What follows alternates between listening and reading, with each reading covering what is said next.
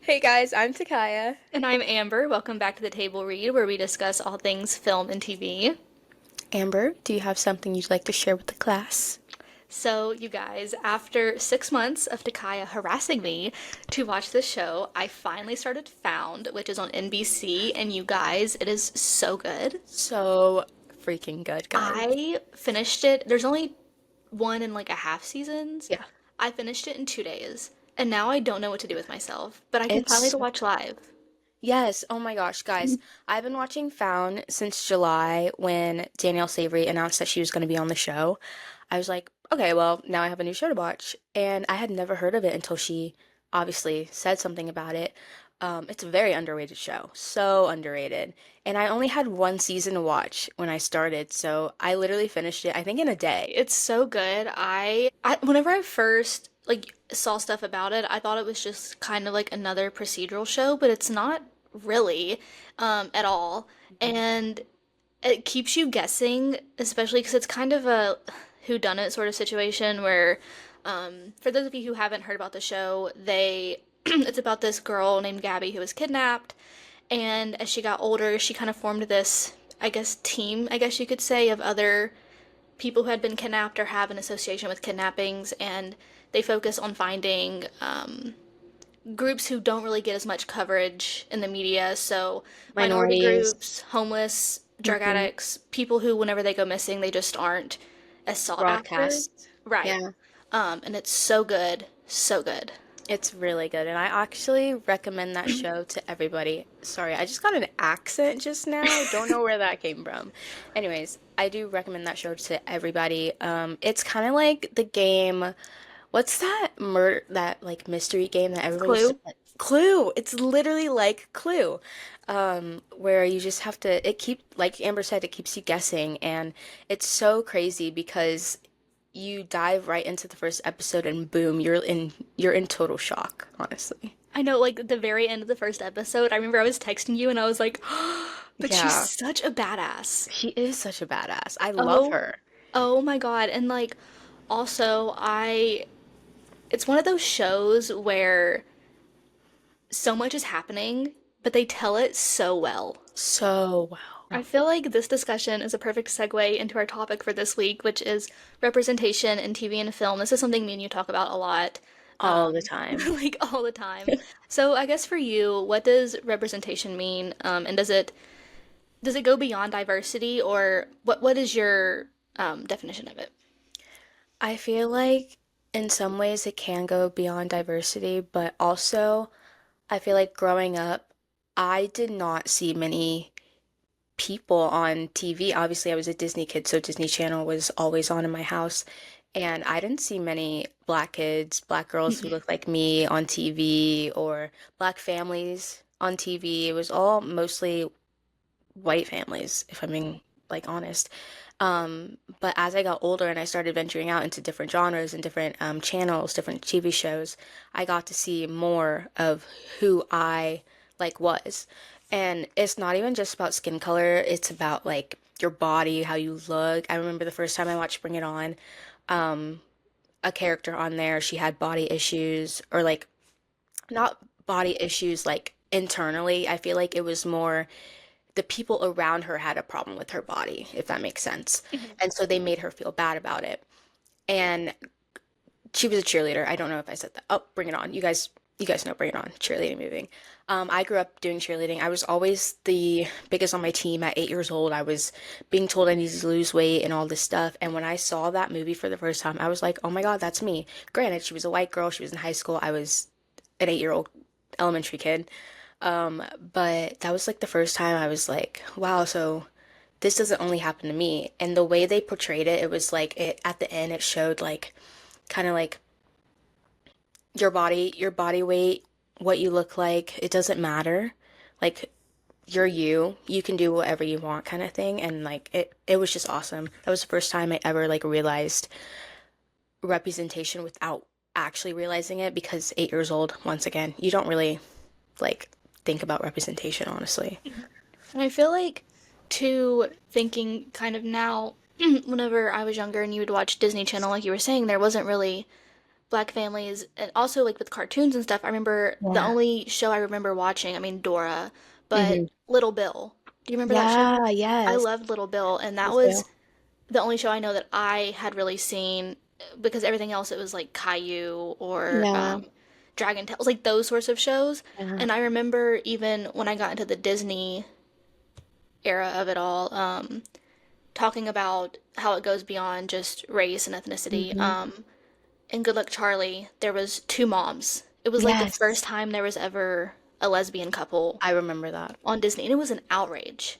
Oh, huge outrage. Yeah, and like at the time I was so young, I didn't really understand. I mean, I didn't know there was an outrage at that time Hmm. because I was so young, but Yeah. as I got older and I saw like how, people were reacting to it and when I was watching it, I didn't think anything of it. I was just Mm-mm. like, "Oh, she has two moms. Cool.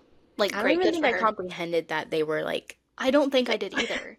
Like I was like there shouldn't have been an outrage because I don't think right. most kids really, unless, they grew up in that environment, Hmm. understood. But kind of like you were saying, I think it is important, for like an 8-year-old like yourself to see you represented on screen.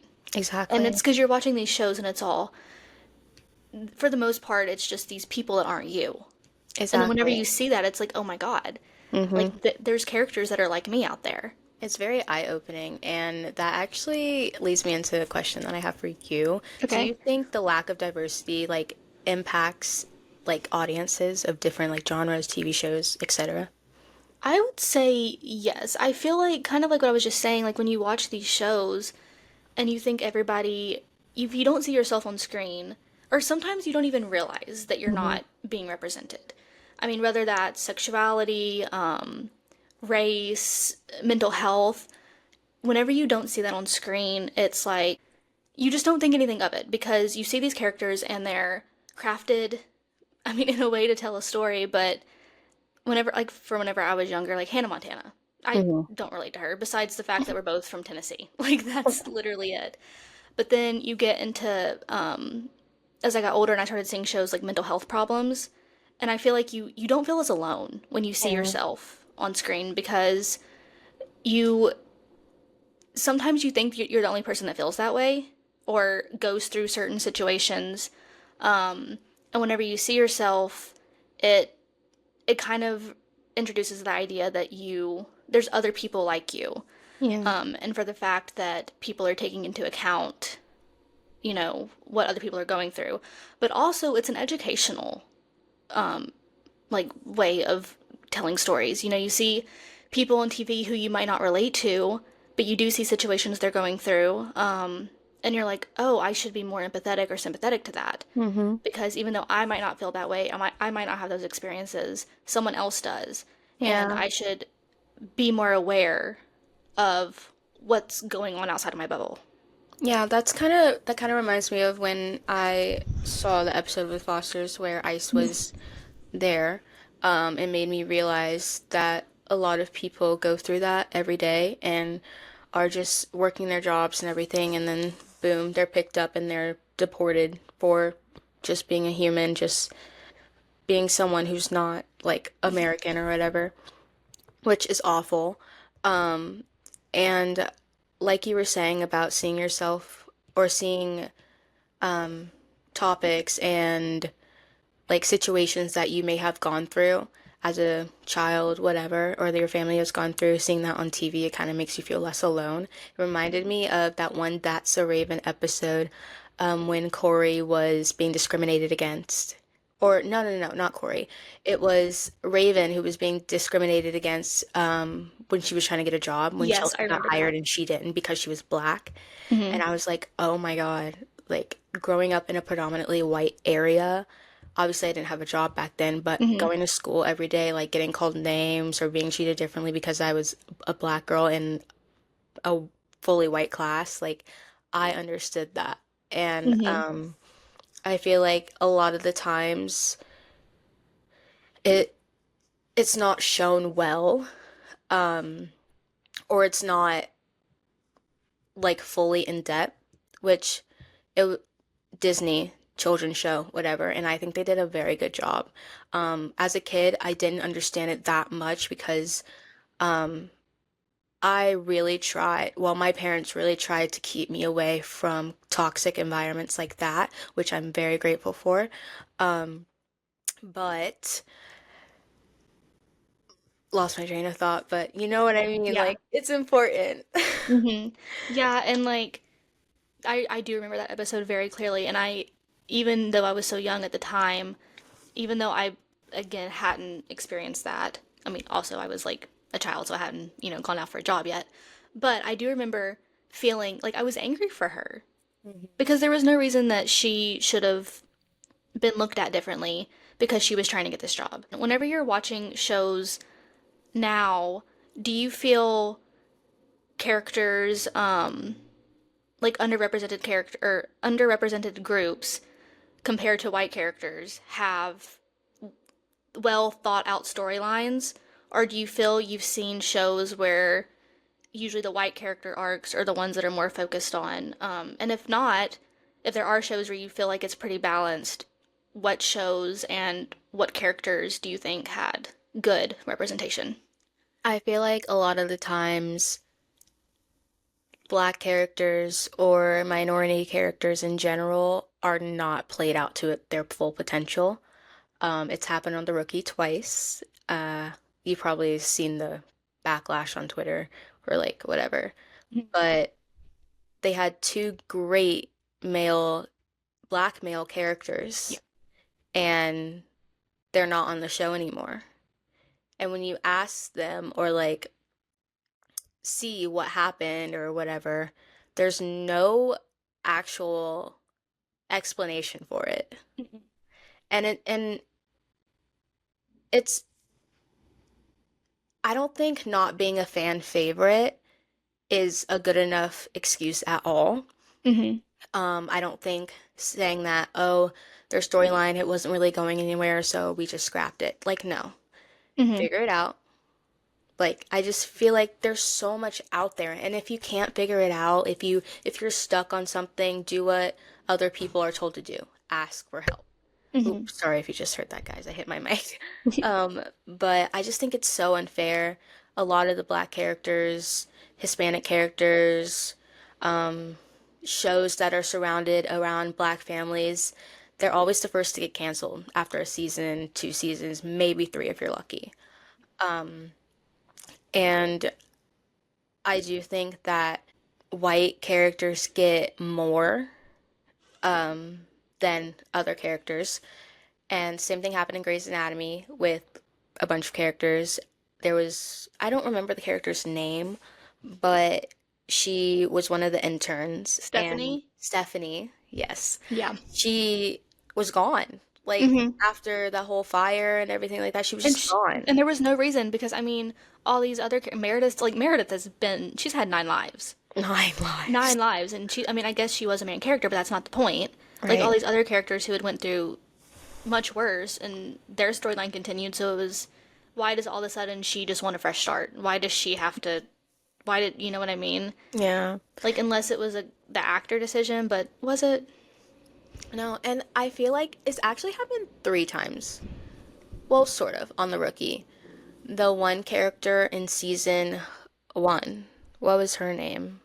Short hair? Bishop, Talia, Bishop. yes. Which, like, I don't think this happened on screen. It was more of like a behind the scenes Mm-hmm. thing, but there was apparently a lot of like racism going on And sexual harassment and too. sexual harassment. And when she would report it or like say something about it, they would just turn a blind eye and everything. Nothing. And she Yeah. was like, I can't do this. I'm not doing this. I'm not putting up with it. Mm-hmm. And she left the show after one season, and no one really knew what happened. We Mm-hmm. actually only knew what happened because when Amber started watching The Rookie, she asked where she went.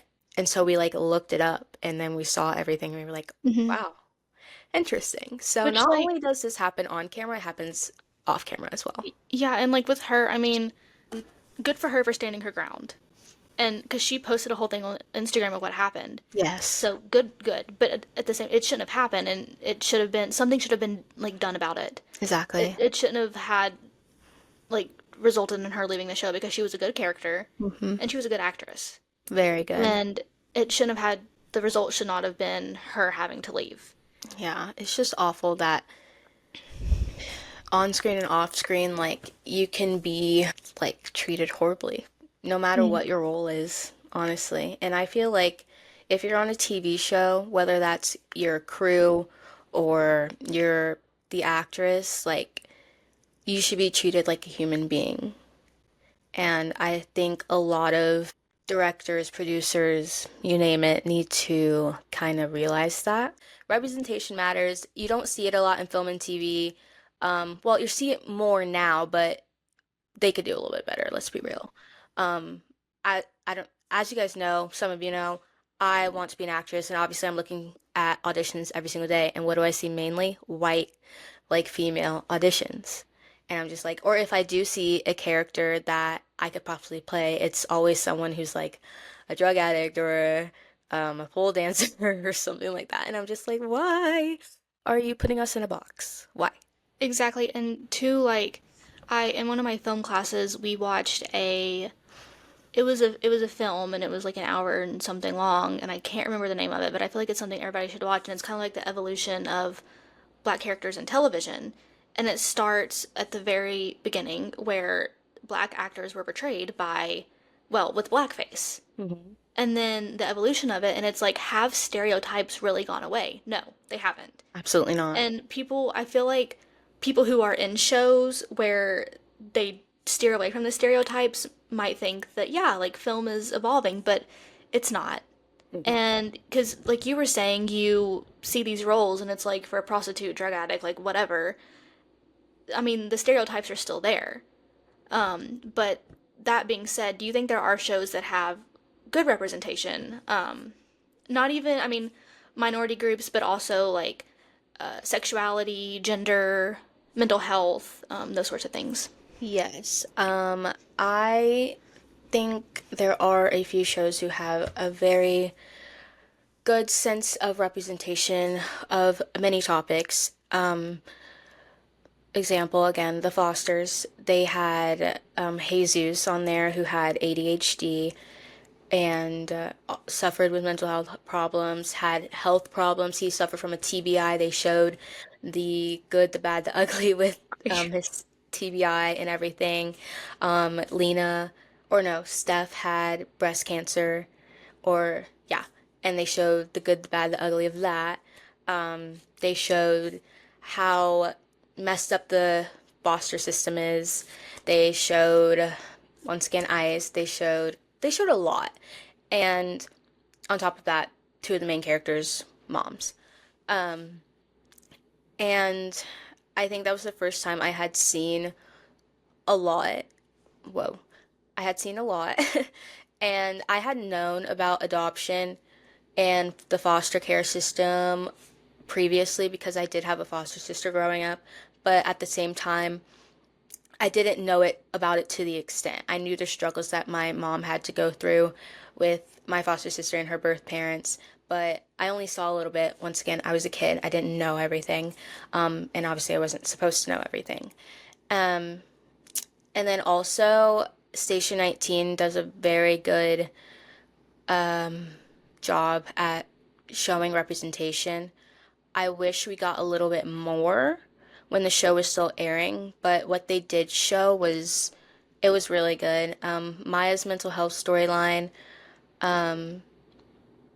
it built from beginning to end, and we really got to see her grow, which was nice. I wish we got to see a little bit more of like example a therapy session that like was an actual one, not just a one like in her office. We did see the really good one where she was On the looking at, floor. yeah, Yeah, and that she was was good. holding her little self. That literally brings me to tears every single time. We saw how broken families are. Hmm. Obviously, many characters of the LGBTQ plus community, which was nice. Dealt with racism, gun violence, police brutality. Like, there's just, those are two shows that I will forever be thankful for. And sorry, guys, I'm rambling. I get really excited when I talk about things like this, but those are two shows I will forever be grateful for. And I really wish they were still airing today or there were shows that were similar to it because boy, do we need it. Oh my gosh. I know that's like with Station 19, I mean, they really did touch on so many things. So many And things. it's like looking back on it, I mean, whenever I was rewatching it, there was like so many things that I feel like, because I feel like when you watch a show for the first time, you're just trying to understand everything, and then you watch it for a second time and you're like, wow. I mean, like obviously when you're watching for the first time, you know what's going on, but there's something, it's like you can take it in Yeah. when You you're see all the watching little it. things. The little things too. And have you seen, I don't think you haven't seen All American. No, I haven't. Okay, it's by the showrunner is the same one who found. Really? I don't want to Wait, mispronounce her yes, I name. do. I do know because I clicked on her bio on Twitter and I Uh-huh. saw I saw All American in it. I don't want to mispronounce her name. I know what Is you're it talking about though. in Catchy? I don't want to Oh, I mispronounce don't it, but know. You anyways, know who you are. you know who you are. She's not watching, but you know who you are.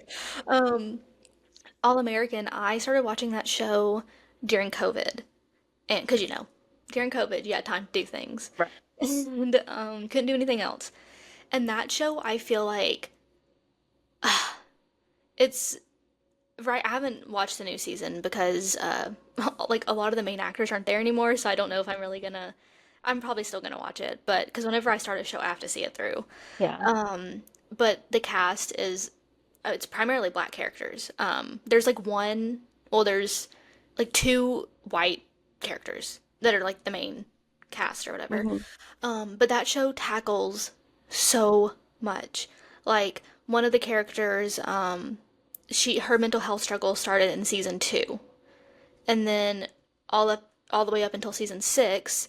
Like season 2 was it's kind of similar to the whole Maya thing where it kind of built and then exploded, and then kind of just calmed down a little bit. But hers I felt really did good with season 2 started going on.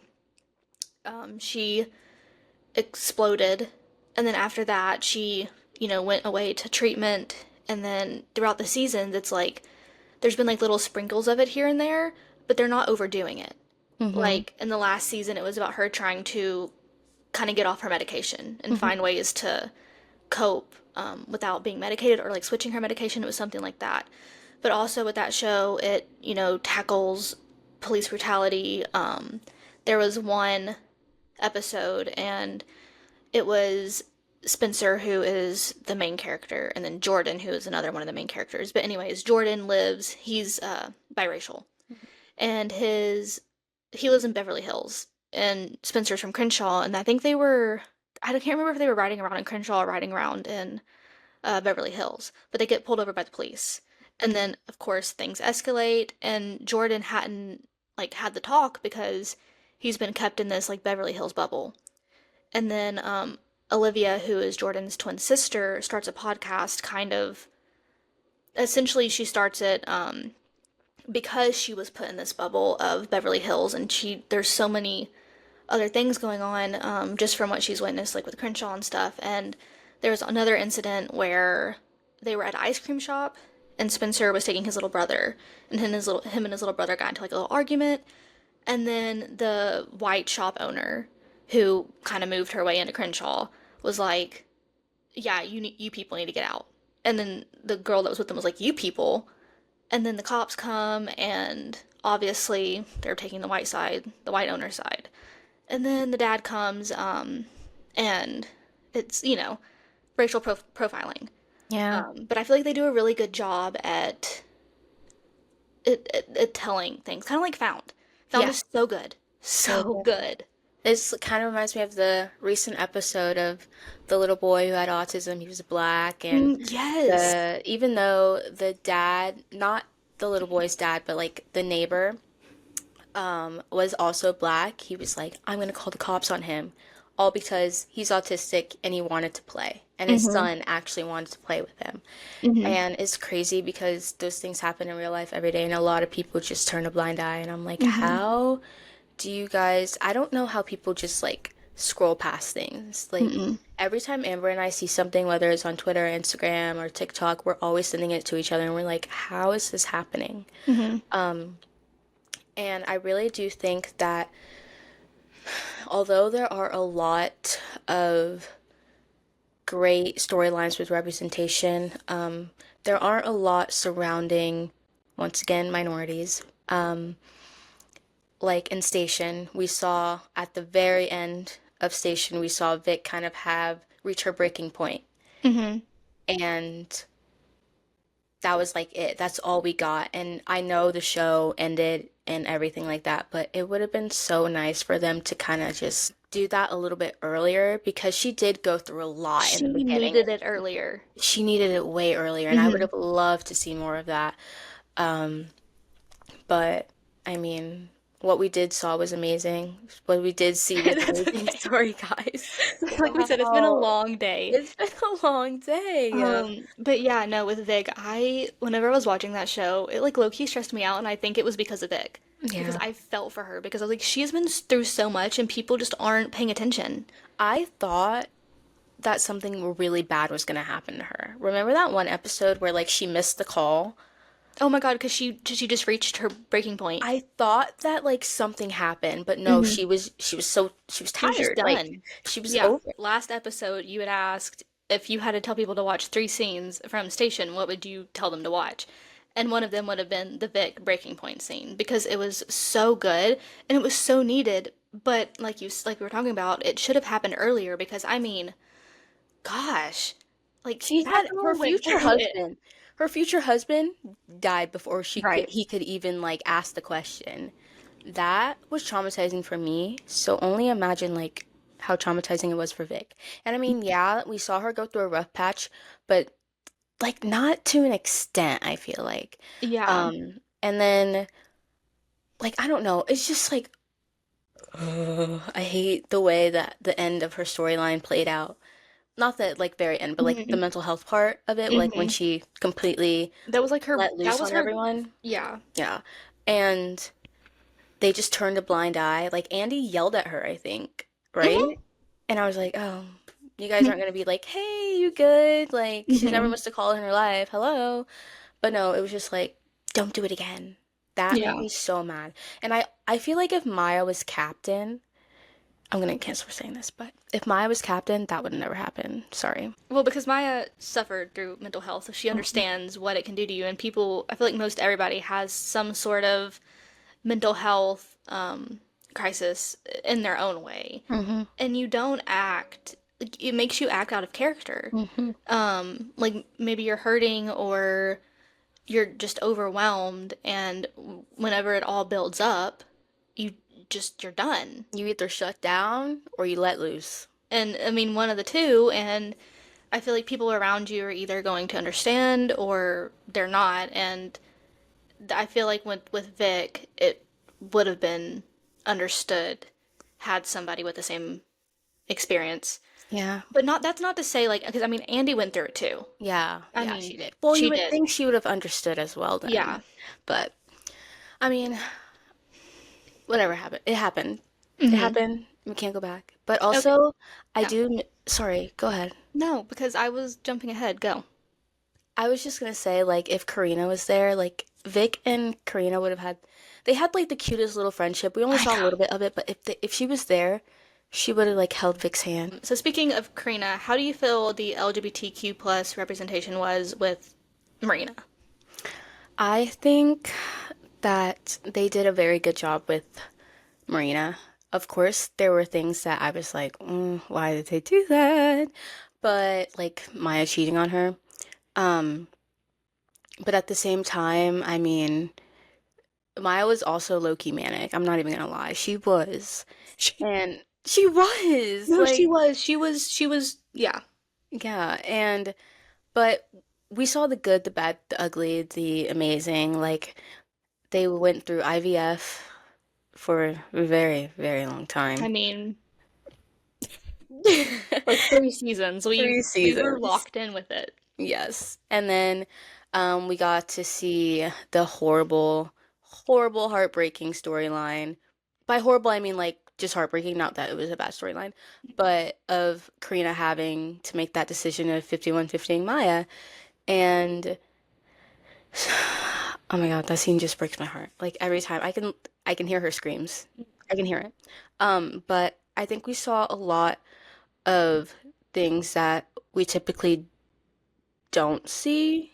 Like, even though the IVF storyline went on and on and on forever, I don't think I had ever seen that in another show. Mhm. I mean, I saw it briefly in The Fosters, but it wasn't as frequent Mhm. and like it wasn't as long as Station. Mhm. Um, but yeah, I feel like we just saw a lot. We saw Karina having to possibly go back to Italy because her green card was expiring.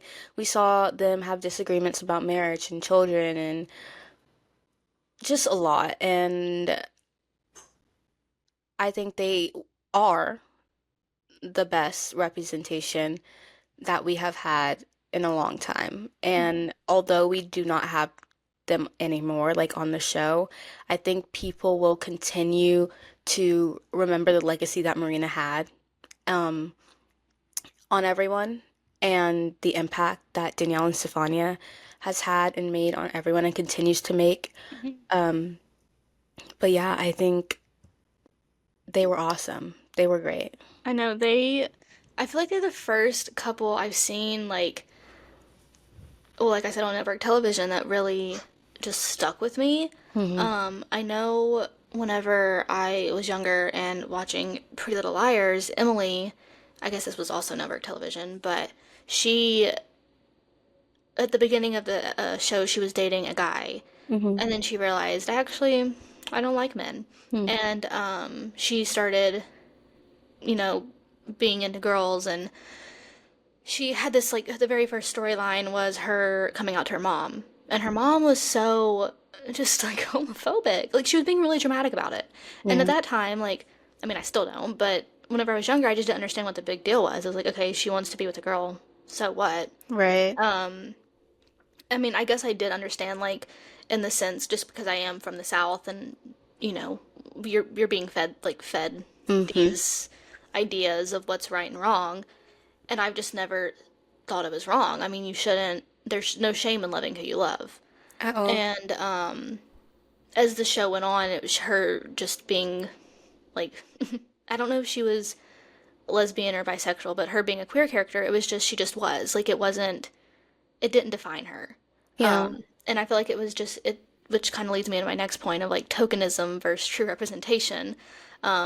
Which, for those of you who don't know, tokenism is when shows put a character in place just to kind of check off a box. Like, oh, okay, we have a black character. Okay, we have a character who is gay, or those sort of situations. Can you think of any shows that do that? Many actually. Mm-hmm. Um, Going back one more time to the Fosters, guys. One more time. Um, there's a character in that show. Her name's Callie, and she dated a trans male, like for the first time.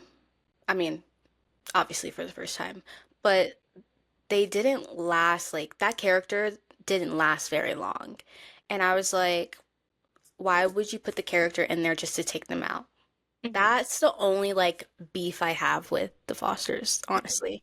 But then also, don't hate me. Grey's Anatomy, they do it all the time. Oh yeah. Jules and Mika this season, if you guys haven't watched, I know a lot of people just have given up on Grey's Anatomy, which I don't blame you. I watch it because they're You got to just see it through. you gotta see it through. You You really got to see do. it through.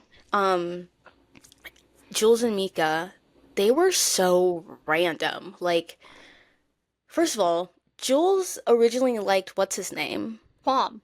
Blue. Yes. Like the whole time. And then all of a sudden she was like, "Oh, no, Mika." Like, Mm-hmm.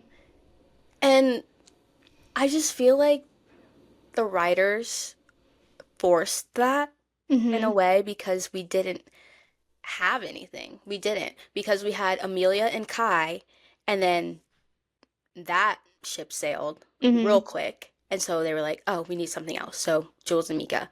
And Mm-hmm. then now that ship has sailed. And I'm So, just like, and now we have Amelia and then the new doctor. I don't know the new doctor's um, name, but everyone thinks that they're gonna get together. mm-hmm. I don't know. Grey's Anatomy hasn't come back yet from hiatus, so we have to wait and see. Yeah. But it's just like, why, why create kind of like, why create these couples just so you can say you have diversity. Like, don't, it That doesn't make it, it makes it not meaningful anymore. mhm. Like, Yeah, that's like kind of like you're saying, like it just happened so fast. hmm I mean, and also Midori's not on the show anymore. I mean, like loved it, but like also did like it just it didn't flow. I didn't have time to lock in on it Right, because right. it happened and then it was over. hmm And it did feel very like they just needed that representation. And I mean, I love that it was on screen, but I do just wish it would have been more fleshed out instead Yeah, of that whole time her being after Blue. Is that his name? I don't know. I think it's Blue Qualm or something like that. Being after him, and then suddenly they were like flirting in the like intern Yeah. area, and then kissed, and then And then together, they weren't going to be together, and then and all then the this whole stuff sister happened. thing happened, and then I was like, guys, I can't keep Giving up. us whiplash, honestly. Right. But I think I do think that it was good for the actors though, Mhm. because Adelaide said that it was like the first time she'd ever like been able to play someone who or play like yeah, someone who is like her, like Bisexual, yeah. yeah. And so I love that for her, Hmm. honestly.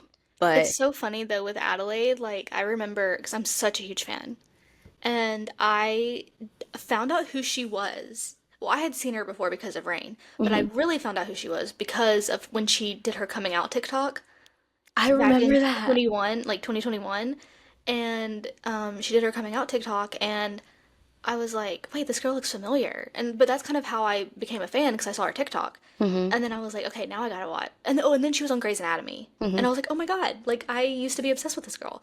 And then I started watching Rain. Yeah, I love that for her though, that she got to play, a character who represented herself. Yeah, that was nice. Um, I do think that like because many fans were outraged at the fact that Amelia and Kai like weren't a thing anymore, that they wanted to scramble and come up with something else. And I think it backfired, low key. And now with Amelia possibly getting with a new doctor. I feel like though one show, which we talked about this at the beginning, Found does such a good job. Like I especially with I mean, because with diversity and representation, it's there. One of the questions I don't know if we talked about this already was like, does a show have to be diverse without necessarily addressing the diversity? And I feel like that's Found. hmm Like it just is.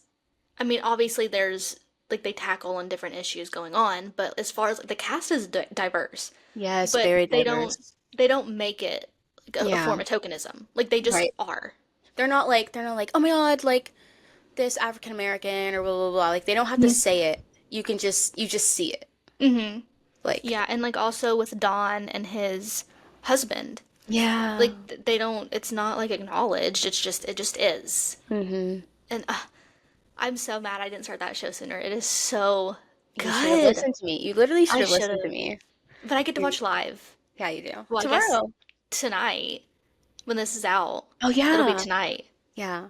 We're Yeah, filming this on a Wednesday, guys, so yeah, happy Wednesday. the day before. Happy So, Thursday. yeah.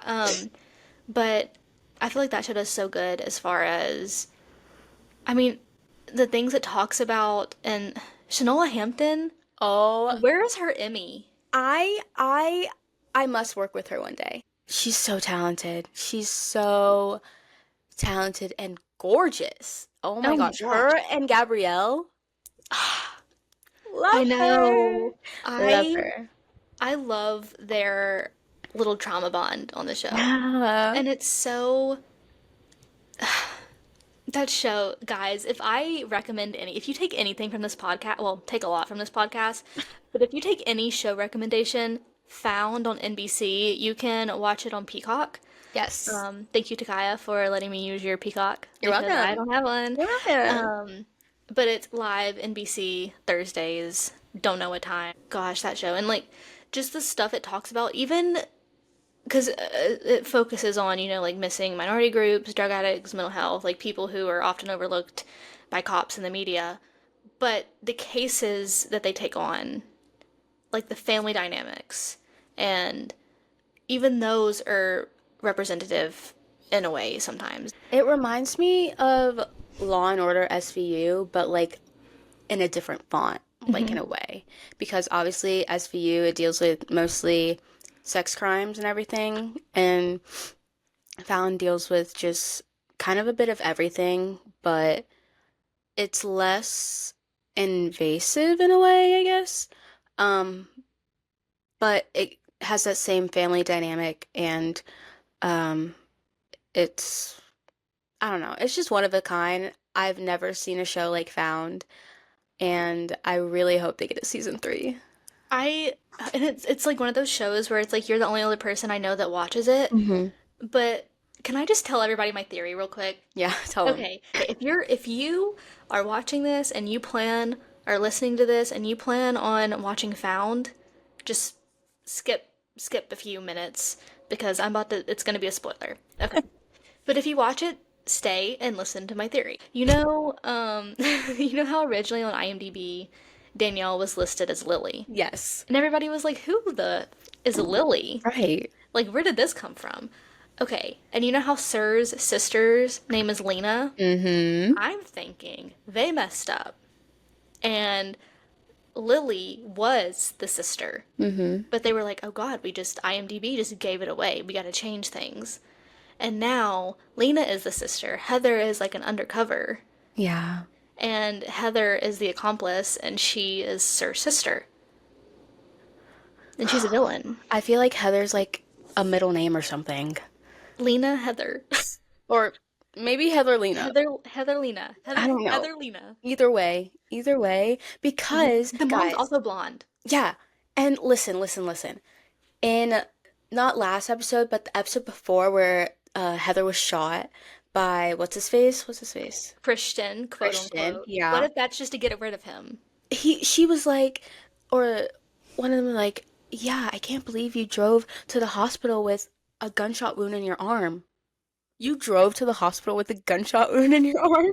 Right. No, you didn't. You're No. bluffing. And then also um when Gabby walks in and she's like, God, you're gorgeous, and then was like, you're the one who broke his heart and stuff like that, and then said, I'll take care of him. I She's was like, messy. oh no, no, she's bad news. She's bad She, news. I think her character is going to be a bitch. She is gonna be a bitch. And, but I'm kind of here for it. I'm And I don't so know if here it's for just it. because it's Danielle. If it was probably like any other actor, I'd be I'd be like, like, but if, because it's Danielle, I'm like, you know what, girl? You you go. do you, honestly. I'm here for it. Right. So I'm very intrigued to see how her storyline plays out and Uh, if she is going to be in season, well, if they get a season three. We just got so off topic, but it's that's okay. okay. It's okay.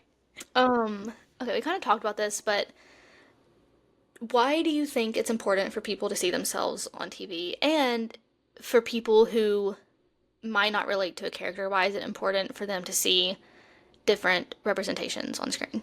I think it's important to see themselves so they know they're not alone. Um, Honestly, in today's world, a lot of people do feel alone. Even if they have a loving family, loving friends, it's more like an internal feeling that they feel alone. And so seeing themselves being represented on screen, whether that's in mental health, sexuality, race, whatever it may be, and like certain situations, example racism, it's kind of like I feel like that kind of turns something on in their brain, and it kind of makes them realize I'm actually not alone, and I'm not the only one who goes through these things. And I think it's important for other people to see, say it again, how other people. Like how couples, what? Like, is it important for people, or how is it important for people who see characters on screen that don't represent them, but Yeah, represent somebody else? Like, but for people to see other representations. yeah, I think that part's important so they put themselves in other people's shoes. Hmm. Like when Danielle did the whole live about Found and asked and brought people on and asked them what Found means to them, and people were like, it means like having representation. It means that there are people out there who do care about me as a person, who do suffer through the mental health um, crisis that Margaret suffers through, and all that stuff. And I feel like if people put themselves in other people's shoes, it'll give them some sort of empathy. I think the world really lacks empathy these days, and it shows on media, it shows everywhere. Um, and yeah, I think empathy is important. Learning about what everyone else goes through around you, friends, family, um, it kind of opens your heart a little bit, and it shows that it gives you, what's the word, another Perspective? perspective, thank you very much, Gotcha. of how things kind of work in their world or their mind. Mhm. So, Do you think it's important for diversity behind the scenes, like writers' rooms, oh my gosh. directors? Yeah, Yes, actually, I was gonna bring this up earlier, but then we got off like topic. But that's okay. Shanola posted about, she had an interview, I think, and I think it was with her hair, or what is it called, hairstylist Hairstylist. on Found, Uh-huh. and how important it was to like incorporate using her natural hair and everything. And you do not see that like ever. If Hmm. you go on go watch random shows or whatever, you see that most people who are black either have like some sort of extensions in their hair, wears a wig, blah blah blah. You never see like braids, locks, dreads, curly hair, afro. You never see anything like that. And that's one thing I think the industry needs to buckle down on, because a lot of, and it's not even only in film and TV. It's in modeling, like runway. You don't have stylists who can do everyone's hair, do all textures, and I think that should be a requirement. Like you can't, I don't think you can call yourself a true hair stylist if you can only do one type of hair. Type, Hmm. yeah. And along with that, I think crew, um, whether it be a PA or a producer, whatever it may be, if you look, like I go on IMDb Pro like all the time and I search up producers, everything like that. If you look, a lot of them, majority of them are white. But in shows like Station 19, Grey's Anatomy, Found, you name it, they are so diverse. Whether they are part of the LGBTQ plus community, they're black, whatever. Like you see more of it in those shows, and I think they're getting better at it as time goes on. But I feel like you shouldn't be getting better at it. I think you should just do it. It Like, it just should be. yeah. That's like Kat Graham. Speaking of like the hair thing, the Vampire Diaries, Bonnie Mhm. Bennett. They she wore a wig like the entirety of filming, and she eventually came out and like it hurt her hair Yeah. because they just would put a wig on her and they wouldn't let her wear her natural hair, which I don't know why not. Um, but I mean, she kind of has talked about her experience loosely on the show, but mainly just about how like she couldn't embrace her natural hair. And like you were saying, I feel like if you're going to cast like a black actor or just any actor who has a different hair type, the person that is doing the hair should know what to do Hmm. instead of making the job easier for themselves.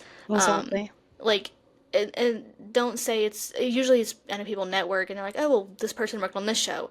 Okay, we'll branch out, find a different hairstylist who can do hair or do different types of hair. On Some station, they had two um, black hair artists or hairstylist. What hairstylist, do you call them? makeup artist, Sorry, makeup hairstylist, artist, whatever. hairstylist.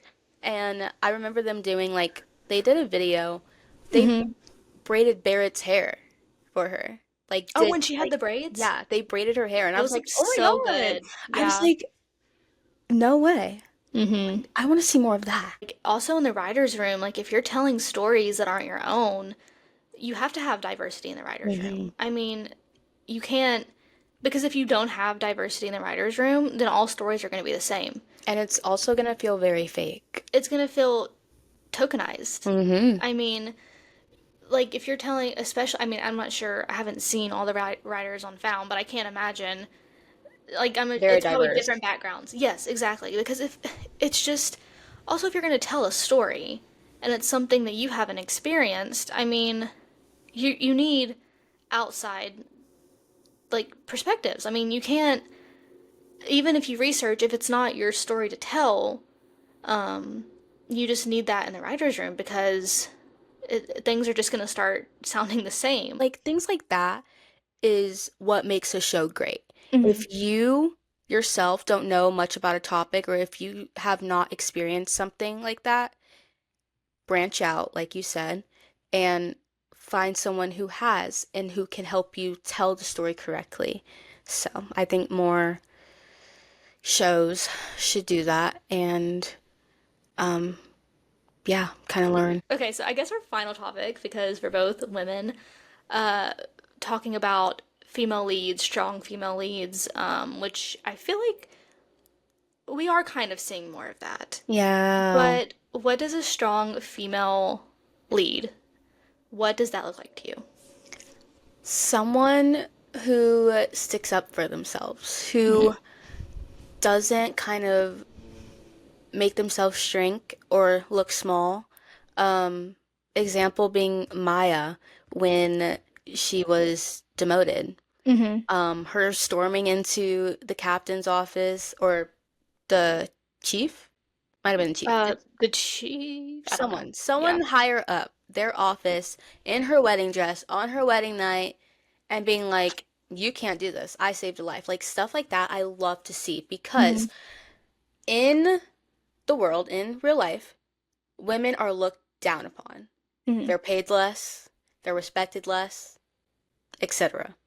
And I feel like seeing someone who has a strong head on their shoulders, but also kind of falls apart as well, it's so real, so raw, and it's needed. Hmm. Um, and same thing that with Andy when her essay storyline, when she literally had to defend herself and then had to deal with the aftermath of possibly being charged because she was defending herself. Hmm. Like things like that, I feel like it needs to be seen like they need to be seen more. Same with Found, the character Gabby defending herself saying, "If you need to arrest me. Like do Hmm. it." But I did what I needed to do. Um just it's just important. You don't see a lot of female roles these days, higher up roles, shall I Hmm. say. And that's why I think shows like Station and Grey's are great because once again, Miranda Bailey, she's a higher up. Um, Hmm. Females in general, being firefighters, you don't see that. The Rookie, female cops, you I don't mean, see talk that all the about time. Nyla and Angela. Oh my gosh. Badass women.